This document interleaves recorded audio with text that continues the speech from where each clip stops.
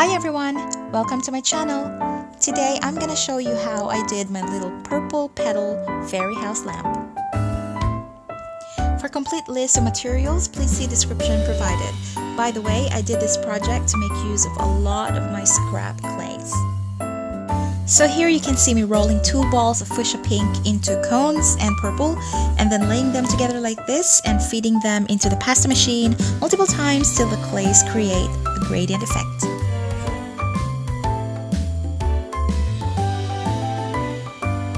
Then I laid it flat on a glass surface and started drawing petal shapes using my needle tool. To create shimmers, shade and color on my petals, I used an eyeshadow kit, but mica powders are more ideal, but this works just as well. Then I created lines along the petals with a texturizing tool that I DIY'd previously using toothpicks stuck into clay and baked it.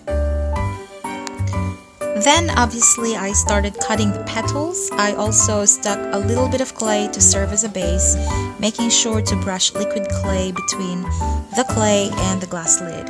That will help my clay stick onto the glass after it's baked.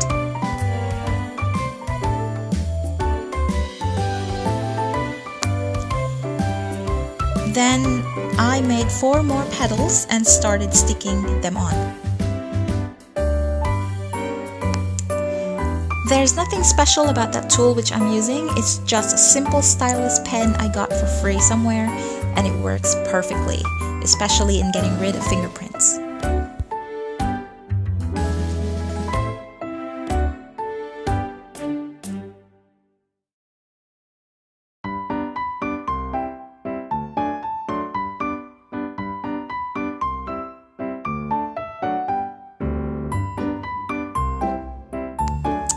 Then I took out my green clay for the leaves. I have a silicone mold for my leaves, which makes it so much easier. I made about 6 of them and also started shaping the stalk.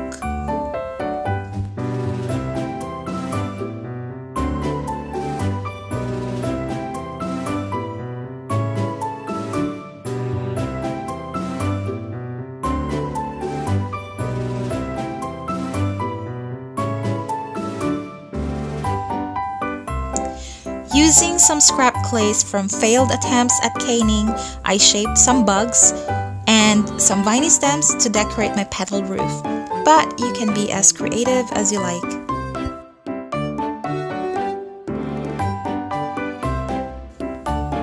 And brushing some eyeshadow on them gave them a beautiful shimmer.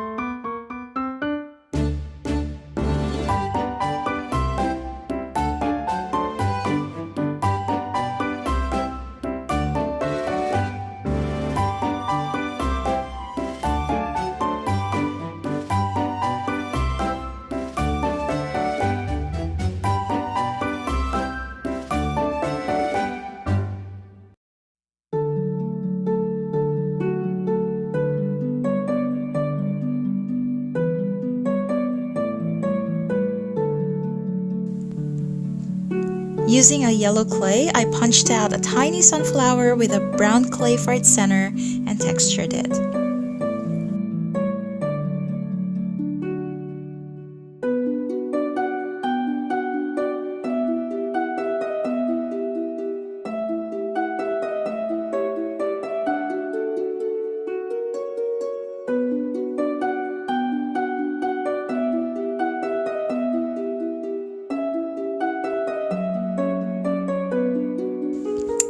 Now my petal roof is done, it's time to work on my glass jar. So I started by marking where my doors or uncovered sections will be. For this fairy house, I decided to do a gazebo-like structure. For most of its surface, I plan to use all my scrap clays.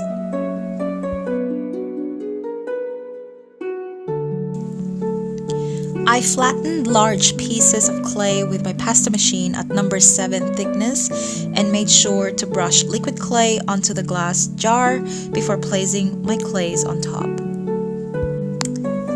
Then I cut out the bits where my door should be and also started shaping and flattening them to my liking. So this is when I'm drawing the lines as a guide to mark the sections where the brick wall will be and where the vine or branches will be as well. Then I proceeded to draw on the bricks on top of the doors or entrances, and I used a toothbrush to create rough texture. As you can see, I like my bricks better when they come in different shapes and sizes. By rolling little snakes of clay one at a time, I am able to create structures that resemble vines or tree roots. Not sure what they are, but in fairyland, anything is possible.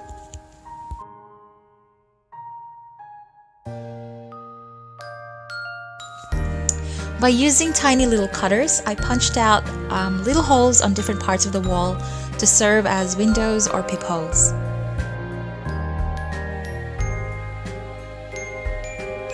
And again, using my silicone mold, I made more tiny leaves to stick on to my vines. Then I made more snake clays and twirled them into braids and placed them on each doorstep. Then, using my needle or texturizing tools, I created scratches on my tree roots to create that wood surface effect. Then I baked it in the oven at 160 degrees Celsius for 30 minutes, checking every 15 minutes or as per package directions. And then once it was cool enough, I started painting. So first I decided to paint it all in white as my color base because, as you know, I use scrap clays and they weren't the right color. And then I just carried on until the whole thing was covered in white, and then I let it dry.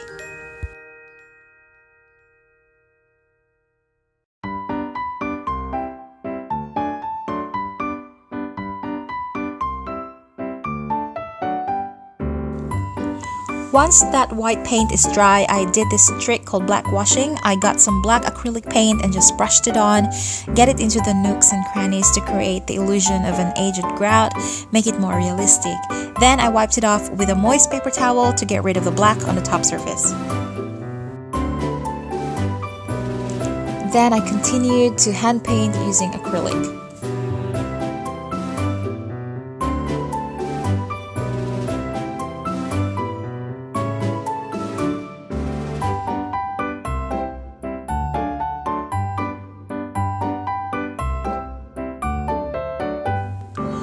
So I went back to my purple roof and did a black wash on the leaves as well.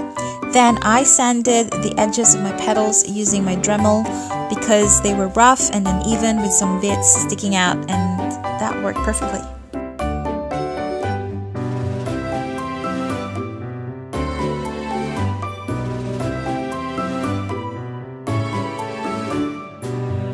I also actually did a black wash on the lines on the petals, but I wasn't too happy because it made them really dark, but I moved on anyway.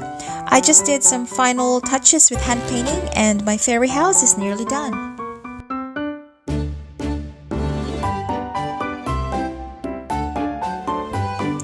Then I added some artificial moss on the base and some on the walls as well, sticking them in place with a hot glue.